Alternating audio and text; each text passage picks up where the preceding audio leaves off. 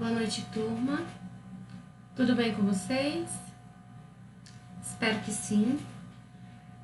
Vamos dar início à nossa aula de fisioterapia geriátrica dessa quinta-feira. É uma aula gravada, tá bem? E aí eu vou estar enviando o link para vocês da aula, para vocês terem acesso. A nossa aula de hoje é uma aula de revisão, tá bem? Não é conteúdo novo, é conteúdo antigo. Aqui eu coloquei somente o que vai cair na prova teórica de geriatria, tá? E aí a gente vai revisar alguns pontos importantes para essa prova, tá bom? Vamos lá?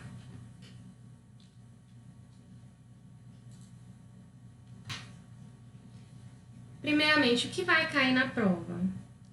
Nós vamos ver esses 6 tópicos: fisiologia do exercício aplicado ao idoso, vamos falar sobre quedas, doenças neurológicas, reumáticas, ortopédicas e cardiorrespiratórias, tá bem?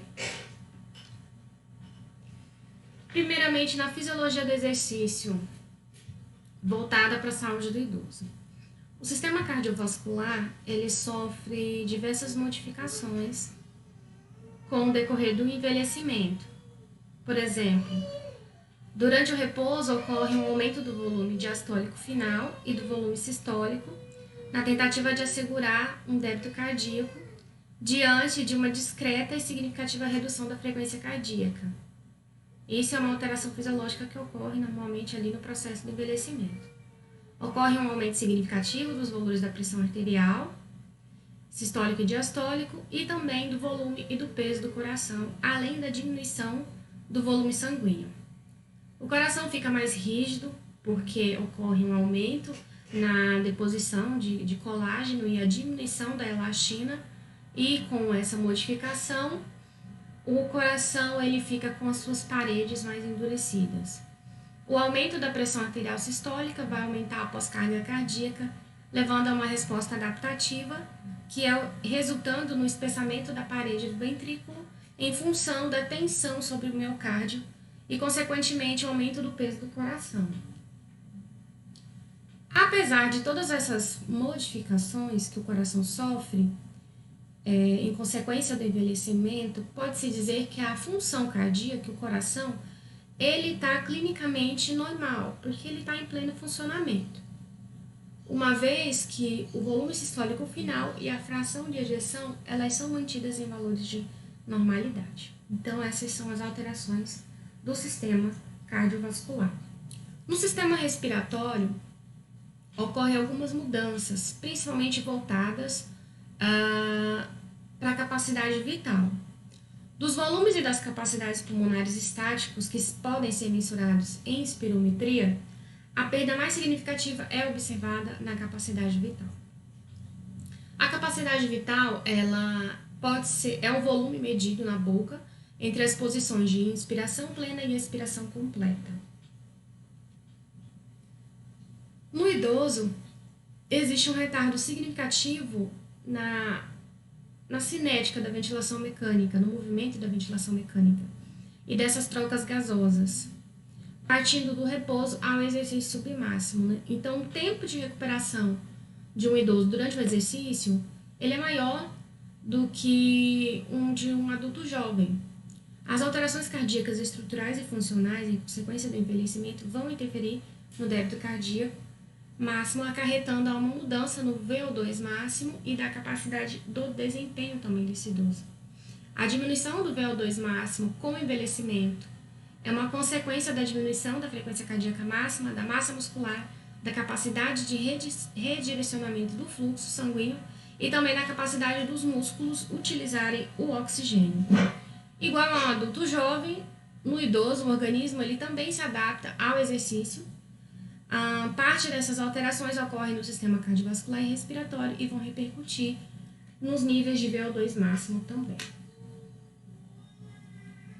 Adaptações cardiorrespiratórias do idoso ao exercício aeróbico.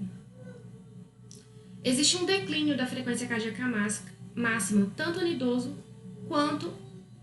sedentário quanto no idoso atleta. Então, apesar do treinamento, não vai ocorrer uma modificação dessa frequência cardíaca máxima. O sistema neuromuscular. A força máxima, a força muscular ou a potência muscular, que são a mesma coisa, sofrem um declínio com a idade. A capacidade de gerar força muscular, ela está muito relacionada com aspectos neurais, fatores neurais. E esse fator refere-se ao fato de que indivíduos idosos apresentam menor quantidade de unidades motoras. Ele perde muito massa muscular. O processo de envelhecimento resulta nessa perda de massa muscular, que é um processo denominado de sarcopenia. E esse processo ele é mais severo em membros inferiores. A perda dessa massa muscular pode ser causada pela diminuição das áreas de fibras musculares e pela diminuição do número de fibras musculares também. Pronto, finalizamos essa primeira etapa de fisiologia do exercício. Agora, com relação às quedas. O que é a queda? A queda é um evento não intencional que leva uma pessoa sem querer, sem vontade própria, a ir ao chão. E ali ela pode se machucar, pode se fraturar, ter uma consequência.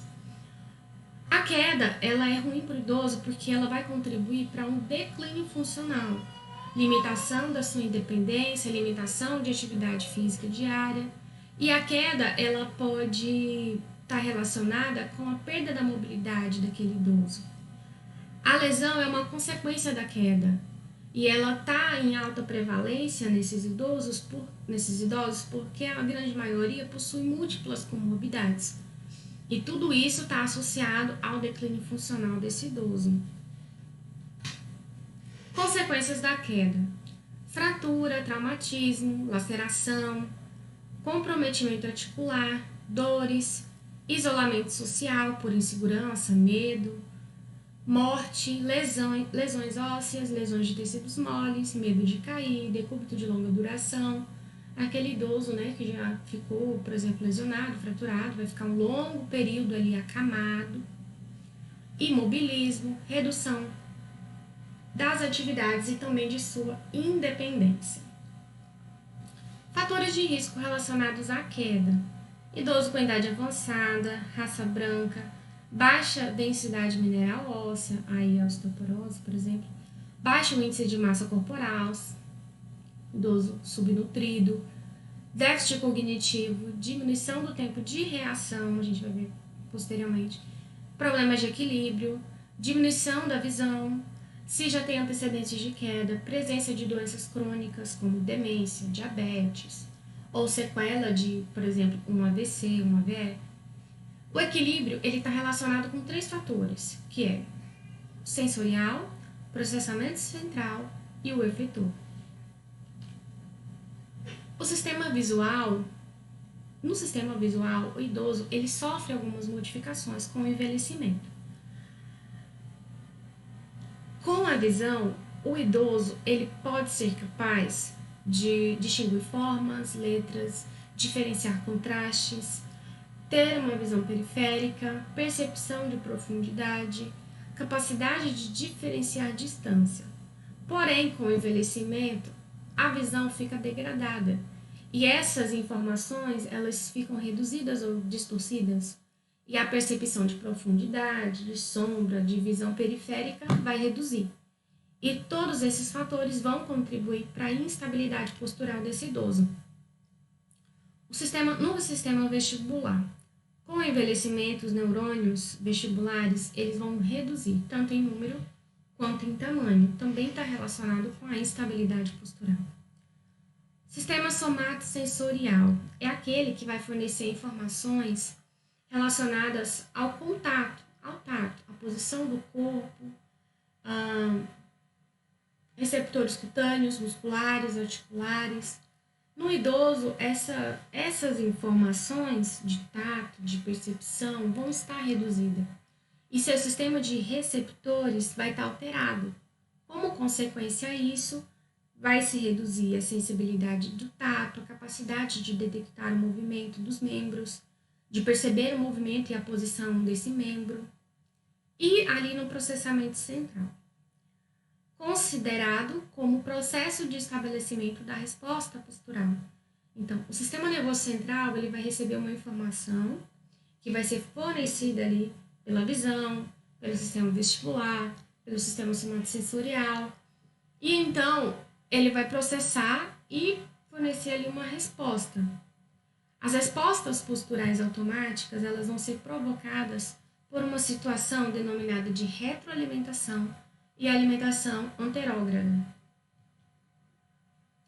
Na retroalimentação, o centro de gravidade ele vai ser deslocado, por exemplo, quando o corpo sofre algum estímulo, como um empurrão, um tropeço.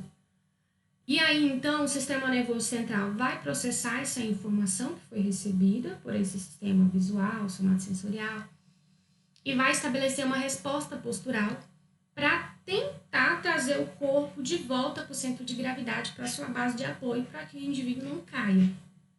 E na alimentação anterógrada, é uma situação em que o sistema nervoso central ele também vai estabelecer uma resposta postural, só que em antecipação a um distúrbio que vai causar ali uma alteração do seu centro de gravidade. Como, por exemplo, alguém jogou uma bola e eu vou segurar essa bola. Ou alguém jogou uma caixa e eu vou segurar. Enfim, é simplesmente o movimento ali de levantar os braços. E ali nós vamos falar agora sobre o componente efetor. O componente efetor é o aparelho biomecânico através do qual se expressa a resposta centralmente programada. Ele vai incluir fatores como amplitude de movimento, toque, a força, o alinhamento, a flexibilidade e a resistência. O idoso, ele precisa ser constantemente avaliado. Isso ali é o idoso que a gente está atendendo. Avaliado o seu sistema sensorial, o seu sistema, a sua acuidade visual, testes de visão, testes de propriocepção, avaliação vestibular, avaliação do sistema efetor através de avaliação de força, avaliação de amplitude de movimento, avaliação de flexibilidade, a avaliação de propriocepção, testes específicos, avaliação ambiental para saber como que está o ambiente em que ele vive, se oferece riscos para esse idoso, tá? Um teste que nós vamos falar é o teste de caminhada de 6 minutos, que foi falado lá, até falei ontem na aula prática. É um teste no qual é utilizado para a gente avaliar a capacidade cardiorrespiratória do nosso paciente, alterações cardiorrespiratórias, avaliar a capacidade vital daquele paciente, se ele tem alteração de marcha, se ele tem risco aumentado de quedas, tá bem? O paciente ele vai caminhar em um corredor de 30 metros de comprimento, demarcados de 3 em 3 metros, sem nenhum obstáculo, sem curva de preferência. E se tiver curva, ele deve ser demarcado com um cone.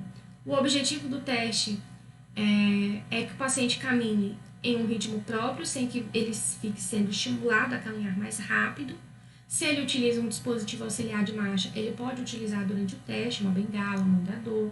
Se ele faz uso de oxigênio em casa, no teste ele também pode fazer uso do seu oxigênio, sendo que ele vai segurar esse suporte de oxigênio como se estivesse simulando o cotidiano do paciente, tá? Ele deve caminhar sem conversar com outras pessoas, tá bem? Deve caminhar em ritmo próprio. E o caminho ele deve ser demonstrado e explicado pelo avaliador, tá bem? E aquele tempo ele vai ser cronometrado e também a distância, tá? Antes de iniciar o teste, são aferidos alguns sinais importantes, como pressão arterial, saturação venosa de oxigênio, frequência respiratória, frequência cardíaca, escala de esforço de Borg. E a cada minuto que o paciente caminha pela pista, são aferidos através do oxímetro de pulso, que vai estar ali constantemente no dedo do paciente. Ao final desses 6 minutos, são aferidos novamente esses mesmos sinais aferidos no início, e após 10 minutos de repouso, é feita uma nova verificação. A avaliação funcional. São testes que vão avaliar a funcionalidade, o equilíbrio, a marcha, parâmetros que são importantes para saber se aquele paciente tem um risco de cair, tem um risco de sofrer uma queda, tá?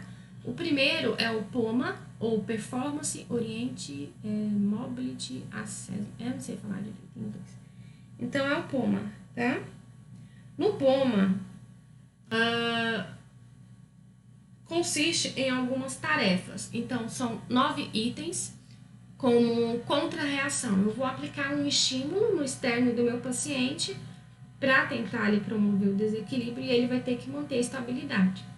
Por exemplo, passar de sentado para de pé, virar 360 graus.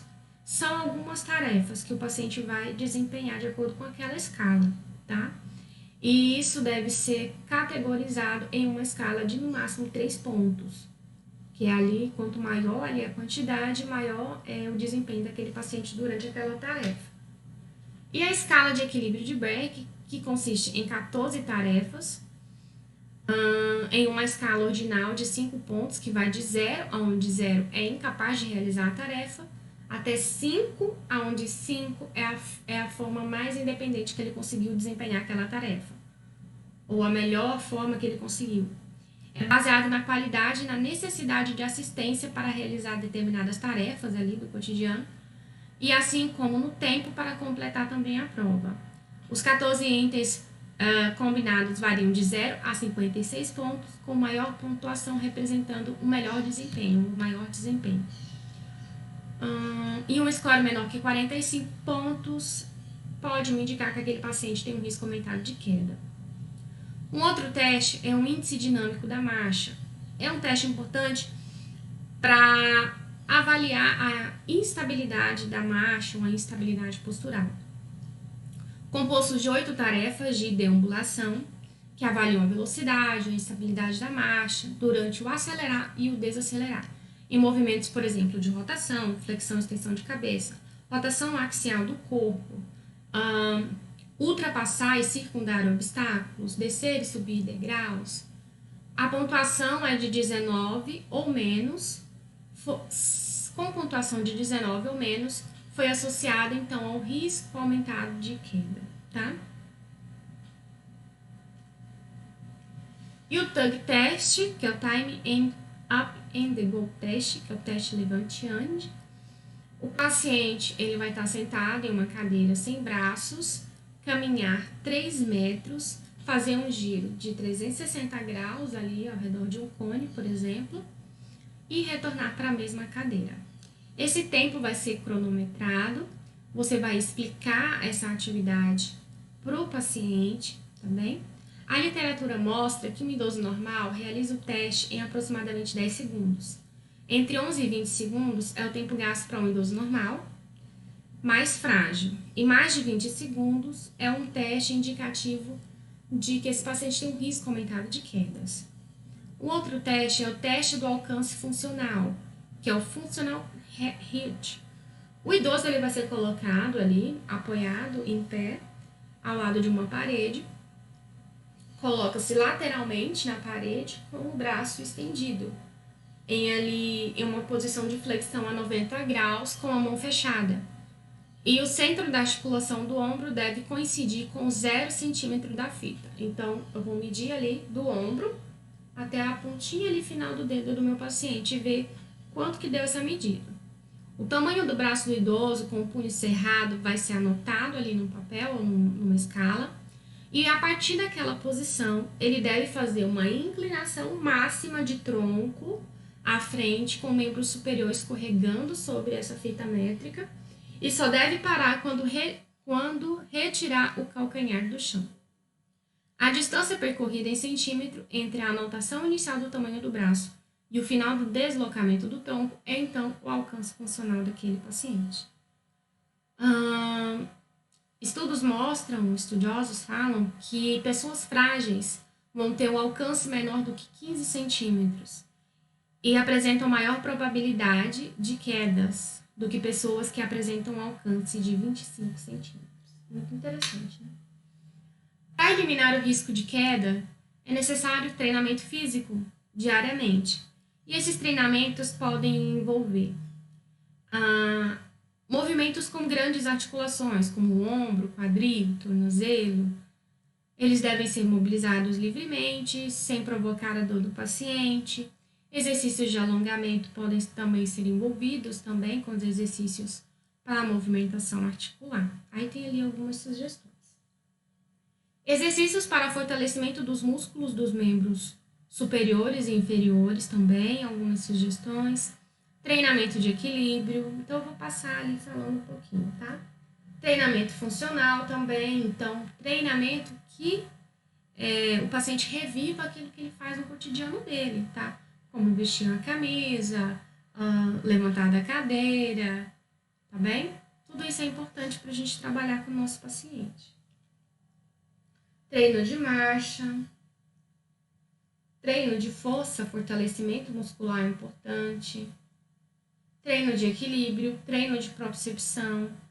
Aí tem algumas sugestões também. Disfunções neurológicas. Qual é a patologia que vai cair? Parkinsonismo. É uma doença crônica progressiva que vai afetar o sistema nervoso. Ele apresenta alguns sinais que são bem característicos, que são os sinais cardinais da doença, como rigidez, acinesia, bradicinesia, tremor e instabilidade postural. Aí já foi falado, uma doença crônica degenerativa, onde ocorre a morte dos neurônios produtores de dopamina e substância negra, seus sinais cardinais, rigidez, tremor, bradicinesia e instabilidade postural. O lado afetado ele vai ficar mais pesado, mais enrijecido, e esses sintomas vão piorar a intensidade de acordo com a evolução da doença, afetando inicialmente um lado do corpo e posteriormente afeta bilateralmente. O paciente também pode apresentar sintomas como dificuldade para caminhar, diminuição dos passos, moderada diminuição da cadência, diminuição da velocidade do movimento, distúrbios associados à amplitude do movimento. A marcha desse paciente vai estar alterada. Ele vai ter dificuldade na regulação espaço-temporal, reduzido o comprimento da passada, maior frequência de passadas, maior tempo duplo de apoio dos pés no chão, maior variabilidade dos parâmetros espaço-temporais. Então, ele vai ter aquele passinho curto, rápido, com flexão de tronco para frente, e vai ter um risco de queda, né? A reabilitação da marcha, ela pode ser realizada através de treinos de pistas visuais, que vão auxiliar na regulação do comprimento desse passo e melhorar a velocidade da marcha. Aí, por exemplo, é uma sugestão. Reabilitação desse paciente. A reabilitação ela vai atuar sobre os sinais e sintomas. O programa de exercício cinesioterapêutico ativo, livre e passivo tem como objetivo desacelerar a progressão da doença, impedindo o desenvolvimento de outras complicações e deformidades secundárias à doença. A curto prazo, a meta é manter e aumentar a amplitude de movimento, impedir contraturas e corrigir a postura defeituosa, impedir a atrofia por desuso e fraqueza muscular, promover e incrementar o funcionamento motor e a mobilidade. Manter ou aumentar a amplitude de movimento, impedir contraturas, tá? Tudo isso já foi falado, está até repetindo. Melhorar o equilíbrio, a estabilidade, aumentar a independência funcional, incrementar o padrão de marcha, melhorar os padrões de fala, respiração, expansão e mobilidade torácica também. E a longo prazo, retardar ou minimizar a progressão dos sintomas da doença, impedir o desenvolvimento de complicações secundárias, manter o máximo a capacidade funcional, melhorar a qualidade de vida do paciente como um todo e, quem sabe, reintegrá-lo à sociedade. Nas doenças reumáticas, antes de falar sobre a doença específica, falamos aí a respeito de algumas estruturas importantes que estão ali relacionadas com a articulação. A primeira dela é a membrana sinovial. É um líquido, é um tecido vascularizado com grande capacidade de regeneração e inervação. O líquido sinovial é avascularizado, vai auxiliar na lubrificação das articulações. A cápsula articular, formada por tecido conjuntivo fibroso, possui vasos tortuosos e nervos, vai se fixar aos ossos através de um tecido de transição fibrocartilaginoso, que é o ligamento, e se torna calcificada ali na sua inserção. Reagindo de maneira semelhante com a membrana sinovial durante alguma injúria, com aumento de vascularização, formando um tecido cicatricial e fibroso, pouco elástico, resultando em um espessamento articular nos ligamentos e ocorre fragilização do tecido na região da cicatrização. A efusão, que é o edema, na cápsula articular, pode distender cápsulas e ligamentos, o que pode provocar dor no paciente. Meniscos são estruturas fibrocartilaginosas, inervadas, vascularizadas, mas somente em sua periferia. Por isso, ali, essa capacidade de regeneração ser tão baixa. Sua função: aumento da congruência de peças ósseas que vão se articular, diminuição do espaço intraarticular, movimentação entre disco e osso, absorção de choque, ação restritora de movimentos anormais, distribuição de cargas e proteção da cápsula articular. Muito importante. Cartilagem articular vai permitir movimentos com baixo atrito, distribui as cargas, minimizando o estresse de contato e dissipando energias. Ao ser lesionado, a sua regeneração ocorre com dificuldade e frequentemente de modo incompleto. Primeira patologia: osteoartrose. A osteoartrose é uma doença degenerativa, progressiva, persistente. É o resultado de um processo anormal da destruição cartilaginosa e a sua tentativa de reparação. Através disso, ocorre uma sequência de alterações que vão envolver a cartilagem, a membrana sinovial e até mesmo o osso subcondral. Ocorre degradação dessa cartilagem, alterações ósseas importantes, como a esclerose do osso subcondral, e por remodelagem, a articulação muitas vezes secundariamente ocorre a inflamação da sinóvia. Osteófitos também podem ocorrer, que é aquela formação parecendo bico de papagaio, onde o osso cresce além do que deveria. São proeminências fibrosas, cartilaginosas, que usualmente se formam em torno da periferia das articulações. Principais sintomas dessa doença: dor e rigidez. A rigidez matinal ela é muito comum nessa doença. Após um período de repouso, normalmente vai aparecer essa rigidez nas articulações. Ela é dividida em dois tipos, a primária e a secundária. A primária é formada por pacientes que possuem algum fator genético para o surgimento dessa doença, alguma predisposição. E na secundária é formada por pacientes que contraíram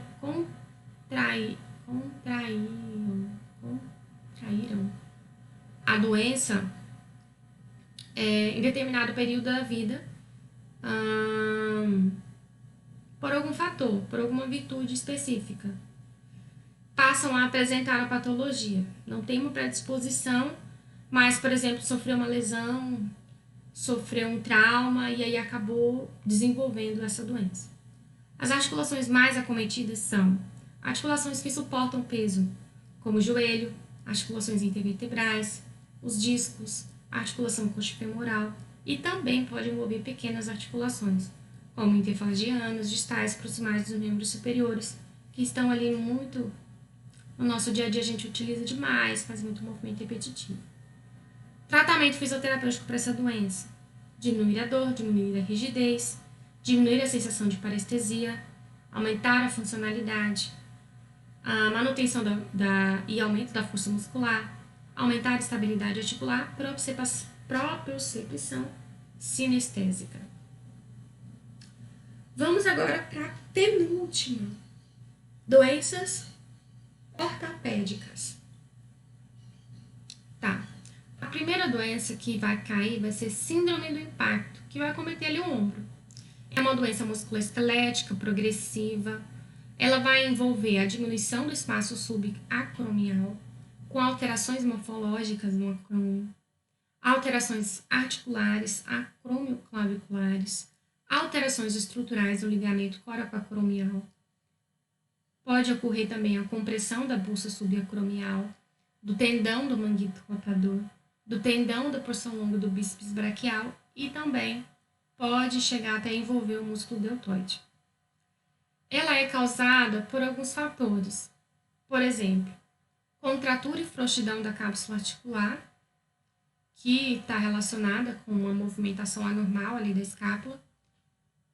A forma curva ou ganchosa do acrômio, como sendo uma má formação óssea, e isso vai promover uma má postura, um má posicionamento e compressão de outras estruturas. Também pode estar relacionado.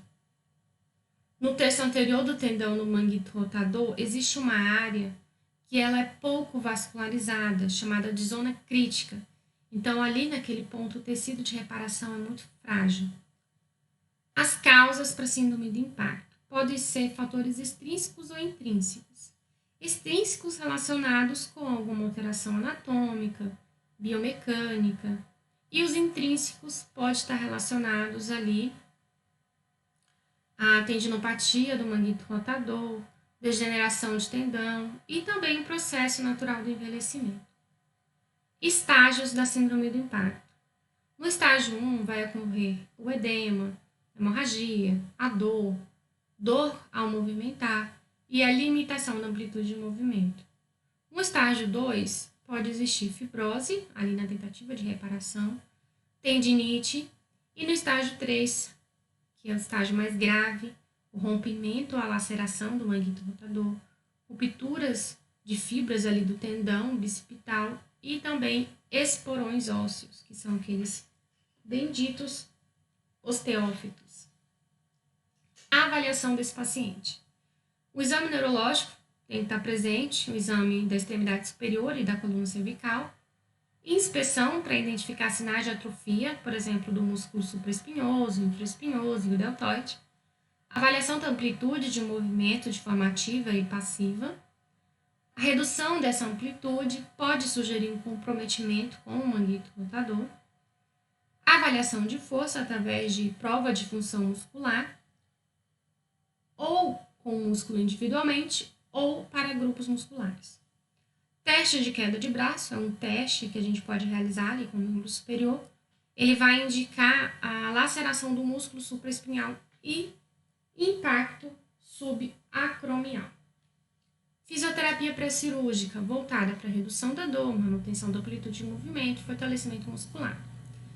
A fisioterapia pós-cirúrgica, manter essa amplitude de movimento, manter essa redução de dor, que praticamente já vai ter diminuído muito, e também fortalecimento muscular, tá bem?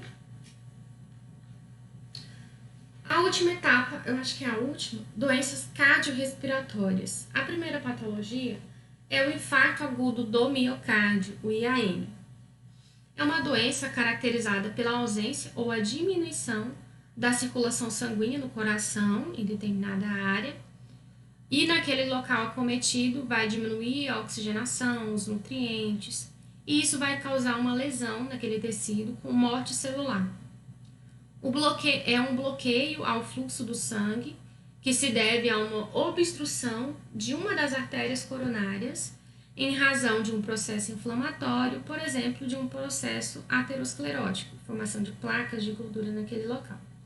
Na prática, o sangue vai ficar impedido de circular, tanto pelo desprendimento de um fragmento dessa placa ou pela formação de coágulos nas artérias. Causas e sintomas.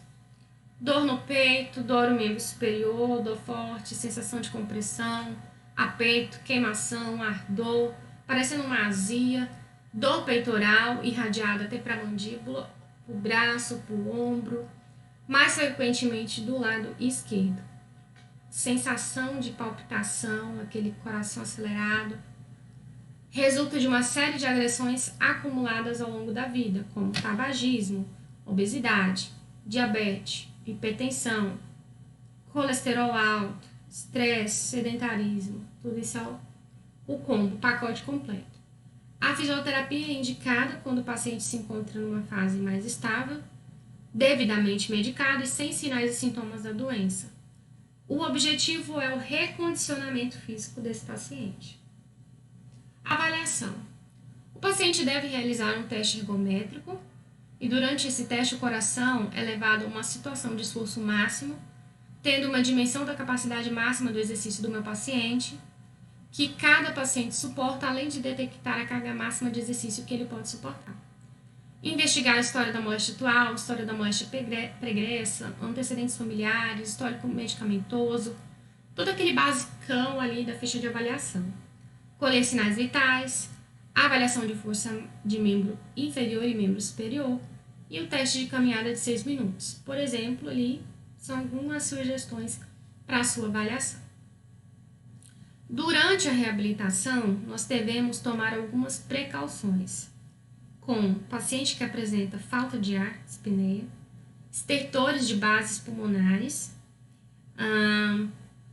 Quando você for auscultar o tórax do paciente, você pode escutar algum som diferente do normal.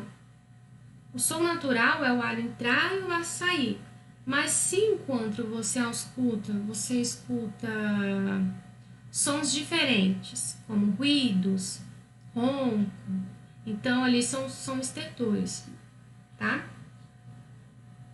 Pode me indicar alguma alteração, por exemplo, um edema pulmonar, tá bem? Fraqueza profunda, alteração mental ou confusão mental, mudança nos hábitos alimentares, edema pulmonar, que é esse que eu falei, embolia arterial, insuficiência renal progressiva, agitação, sonolência, perda de percepção e sensibilidade dolorosa também. A reabilitação cardiovascular ela é dividida em 4 fases. Na primeira, durante a fase aguda do evento, o paciente ele vai estar internado lá no hospital, durante essa primeira fase. Na segunda, é uma fase em que o paciente já está em casa e apresenta melhora dessas condições clínicas para realizar ali um protocolo de reabilitação. Na terceira etapa, o paciente já está numa fase de reabilitação, em fase crônica. O objetivo é alcançar e manter os mesmos ganhos que você obteve durante a reabilitação, tá bem? E posteriormente encaminhar esse paciente para um grupo de reabilitação. Os objetivos da fase 1 são evitar complicações circulatórias e pulmonares, reduzir a inatividade, aumentar respostas cardiovasculares ao esforço, manter o trofismo muscular, reduzir efeitos de hipotensão e tempo de internação e deambulação precoce, que é muito importante. Na fase 2, que é quando ele já está em casa, é uma fase subaguda, pós-hospitalar, tem o objetivo de aumentar a capacidade aos esforços, trabalhar a musculatura respiratória, assegurar a continuidade do programa, avaliar a carga de trabalho leve e moderada, informar a família ou o paciente sobre a monitorização, criar hábitos saudáveis. E na fase 3, que é a longo prazo, tem como objetivo avaliar o progresso desse paciente, a estabilidade da doença, melhorar o condicionamento físico desse paciente e criar hábitos saudáveis também. DPOC é uma doença pulmonar obstrutiva crônica, uma doença respiratória muito relacionada com o tabagismo. Ela vai incluir um grupo de doenças como a bronquite crônica, onde ocorre o estreitamento das vias aéreas e a paralisação da atividade desses cílios, e um efizema, que é um dano irreversível ao alvéolo, aquele alvéolo já fibrosado, cicatrizado e naquele ponto não ventila mais. Sintomas. O primeiro sintoma é uma discreta falta de ar, associada a pequenos esforços, como subir uma escada, andar depressa, praticar alguma atividade esportiva. Com o passar do tempo, essa falta de ar ela vai ficando mais e mais intensa. Nas fases mais avançadas, a falta de ar, o paciente sente falta de ar até mesmo conversando, em atividades corriqueiras do seu dia a dia. Ele pode ter uma tosse produtiva, uma respiração curta, tratando o DPOC. O DPOC é importante ser tratado através de uma equipe multidisciplinar, para tentar ali cercar o paciente em todos os pontos importantes. Porque essa doença vai afetar pulmão, músculos, coração, até a mesma vida financeira, psicológico e, consequentemente, a qualidade de vida do meu paciente.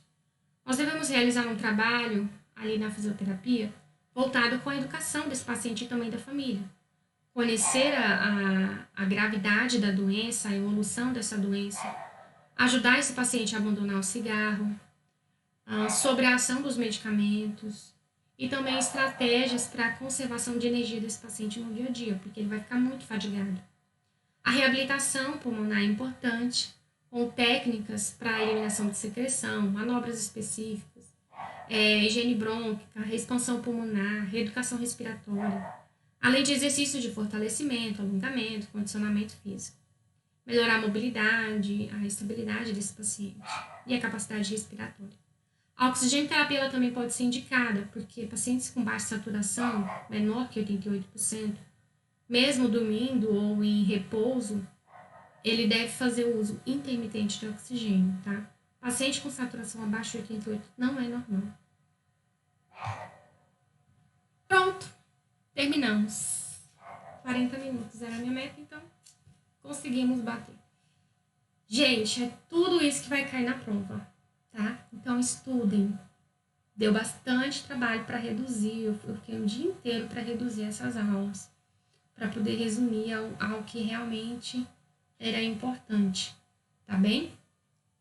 Estudem, bons estudos, boa prova para todo mundo, fiquem com Deus, qualquer dúvida, estou à disposição de vocês, tá legal? E até a próxima.